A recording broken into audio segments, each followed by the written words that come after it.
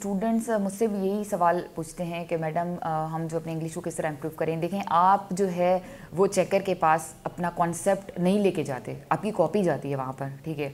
और जो भी सवाल पूछा जाता है वो आपकी कॉपी के थ्रू जो है वहाँ पर जा रहा होता है। मोस्टली मैंने ऐसे भी स्टूडेंट्स रहते हैं जिनको बहुत ज़्यादा नॉलेज होती है, उन्होंने बहुत अच्छे से पढ़ा होता है, उनके कॉन्सेप्ट बहुत ज़्यादा क्लियर होते हैं, मगर सिर्फ लैंग्वेज अच्छी ना होने की वजह, ग्रामेटिकल स्ट्रक्चर सही ना होने की वजह से, उनके पास जो है वो कैब ना होने की वजह से वो अपना कॉन्सेप्ट या अपना आइडिया जो है वो डिलीवर नहीं कर पाते, ठीक है। तो first and the foremost thing is that कि मैं स्टूडेंट से ये कहती हूँ कि अपनी इंग्लिश ग्रामर पे वो सबसे पहले जो है वो काम करें। मैं स्टूडेंट्स को रेनन मार्टिन की बुक जो है वो सजेस्ट करती हूँ कि उनकी की भी आती है साथ में, आप डेली एक एक एक्सरसाइज उसकी सॉल्व करें। अपार्ट फ्रॉम दैट GRE की वोकैब जो है उसमें से 10 जो है आप या 20 अपने हिसाब से जो है वो वोकैब याद करें। और उसके अलावा एक और चीज़ आपने जो करनी है वो है डॉन न्यूज़पेपर में आते हैं छोटे छोटे आर्टिकल्स, ठीक है, लेटर्स भी आते हैं, आर्टिकल्स भी आते हैं, उनकी पैराफ्रेजिंग करना स्टार्ट करें। जब आप वही आइडिया एक बार पढ़ के फिर अपनी लैंग्वेज में उसको लिखेंगे, ठीक है, टाइम एंड अगेन, तो इस तरह जो है वो आपके राइटिंग स्किल्स अच्छे होंगे। अपार्ट फ्रॉम दैट आपको ये पता चलेगा कि जो सिंपल वर्ड्स हैं उसको इस्तेमाल करके आप किस तरह जो है वो अच्छे से अच्छा अपना ड्राफ्ट जो है वो बना सकते हैं। स्टूडेंट ये शायद सोचते हैं कि वो बहुत बम्बास्टिक जो है या काफ़ी वर्बॉस काइंड ऑफ लैंग्वेज जो है वो इस्तेमाल करेंगे तो वो मतलब क्वालिफाई कर लेंगे, मगर सीरियस में ऐसा कुछ भी नहीं होता।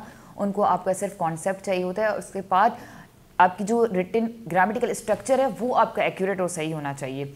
आप जितना कॉम्प्रिहेंसिव लिखते हैं उतना ज़्यादा आपका आइडिया जो है वो डिलीवर होता है, ठीक है। आप जितना ज़्यादा कॉम्प्लेक्स करके लिखेंगे वो आपका आइडिया जो है वो स्कैटर्ड हो जाएगा, ठीक है, और आपका जो मेन पॉइंट है वो मिस हो जाता है। तो इस वजह से स्टूडेंट्स वो क्वालिफाई नहीं कर पाते। तो मैं स्टूडेंट्स से ये कहूँ कि आप ज़्यादा से ज़्यादा पैराफ्रेजिंग करें। पैराफ्रेजिंग करेंगे, आप एक कॉन्सेप्ट एक टॉपिक पढ़ें, उसको दोबारा से अपनी लैंग्वेज में लिखें, वो चेक करवाएं। जितनी बार आप इसकी असेसमेंट करवाएंगे, जितनी बार उसमें से मिस्टेक्स निकलेंगी, आपको जो आपका चेकर होगा वो अगेन एंड अगेन आपकी टीचर जो है आपको असेस करेगा कि यहाँ पर क्या क्या मिस्टेक्स हैं, ग्रामेटिकल क्या मिस्टेक्स हैं, स्ट्रक्चरल क्या मिस्टेक्स हैं। जब आप वो सीखेंगे तो दोबारा वो मिस्टेक नहीं करेंगे। मेरे पास ऐसी काफ़ी स्टूडेंट हैं जिन्होंने अपनी लैंग्वेज को बहुत ज़्यादा अच्छे से इम्प्रूव किया है, like they have started from the scratches. तो सिर्फ 3 मंथ में मेरे पास स्टूडेंट था, वो मुझसे चेक करवाता था, ग्रामर जो है वो एक एक टॉपिक लिख के आता था, मुझसे चेक करवाता था, मैं उसको मिस्टेक्स बताती थी और वो he start on working on that, he started working on that. Finally at the end of the stage उसकी काफ़ी जो है वो लैंग्वेज इंप्रूव हो गई थी। तो it's all about practice that you keep on doing.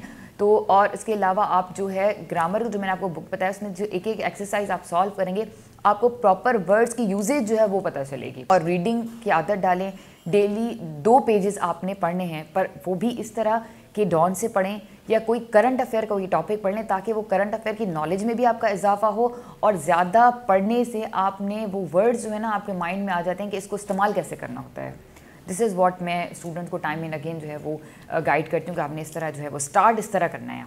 Actually सबसे पहले तो स्टूडेंट्स के पास लैक ऑफ नॉलेज, ठीक है, वो ज़्यादा पढ़ती नहीं है, ठीक है, उनके पास ज़्यादा नॉलेज नहीं है। ऐसे जो है उसमें आपने अपने आइडिया को सब्सटेंशिएट करना होता है, ठीक है, सप्लीमेंट करना होता है, सपोर्ट करना होता है। आप अगर कह रहे हैं कि हाँ पॉवर्टी है, ठीक है, these are the causes of the poverty, तो आपने वो चीज़ जस्टिफाई करनी होती है, ठीक है। अगर एक अभी आपका स्पेशल एग्ज़ाम था उसमें आपके पास ऐसे आया था, ठीक है, यूनिपोलर, मल्टीपोलर और बायपोलर वर्ल्ड पर, अगर आपका ये कॉन्सेप्ट है कि वर्ल्ड जो है यूनिपोलर से मल्टीपोलर की तरफ मूव कर रही है, तो आपने फिर जस्टिफाई करना है कि कैसे। आप कह रहे हैं कि हाँ मूव कर रही है, it's not all about the sweeping statements. Knowledge ना होने की वजह से, एग्जाम्पल ना होने की वजह से स्टूडेंट्स जो उसको जस्टिफाई नहीं कर पाते। तो सबसे पहले जो चीज़ बहुत ज़्यादा इंपॉर्टेंट है वो है नॉलेज, कि आपने करंट अफेयर की बहुत अच्छी नॉलेज जो है वो आपको होनी चाहिए। अपार्ट फ्रॉम दैट आपका जो है ग्रामेटिकल स्ट्रक्चर, राइटिंग स्किल्स आपके सिंपल हों। मैं ये नहीं कह रही कि बहुत ज़्यादा बम्बास्टिक, बहुत ज़्यादा आप जो है वर्बोस काइंड ऑफ लैंग्वेज आपकी हो, बहुत कॉम्प्लेक्स वर्ड इस्तेमाल के नहीं, बहुत सिंपल वर्ड्स इस्तेमाल करें आप। और पर ये कि आपने बहुत क्लियर रहना है, ठीक है।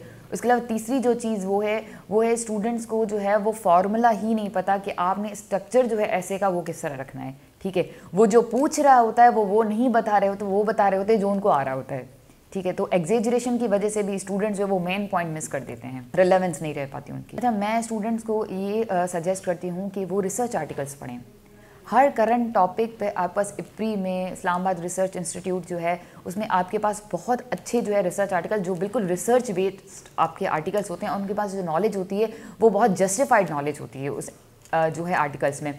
मैंने अपनी भी जब तैयारी स्टार्ट की थी और मैंने अपने जो नोट्स वगैरह बनाए थे तो वो मैंने इसी तरह जो है उसको जो है वो अपने नोट्स बनाए थे, क्योंकि मुझे पता है जो बुक्स होते हैं या मतलब इंटरनेट पे जो मटेरियल अवेलेबल होता है, ठीक है, वो तो हर कोई पढ़ रहा होता है, ठीक है, तो वो सिमिलर चीज़ें जो हैं और पुरानी चीज़ें वही स्टूडेंट लिख कर आ जाते हैं। But how to make it different, ठीक है, how to make it research based, तो मैं अपनी नॉलेज को रिसर्च बेस्ड बनाए तो मैं रिसर्च आर्टिकल्स जो थे वो बहुत ज़्यादा पढ़ती थी और उन्हीं रिसर्च बेस्ड आर्टिकल्स से मैं नॉलेज भी हासिल करती थी और उनको अपने नोट्स में भी कन्वर्ट करती थी। फिर जब भी कोई भी ऐसे आता था तो मैं उसको बहुत ईजिली फैक्ट्स एंड फिगर्स के साथ जस्टिफाई कर पाती थी, क्योंकि मैंने जहाँ से पढ़ा होता है वो ऑथेंटिक होता है, फैक्ट्स फिगर के बेसिस पर होता है। तो मैं स्टूडेंट्स को ये सलाह देती हूँ कि आप रिसर्च आर्टिकल्स जो हैं वो पढ़ा करें।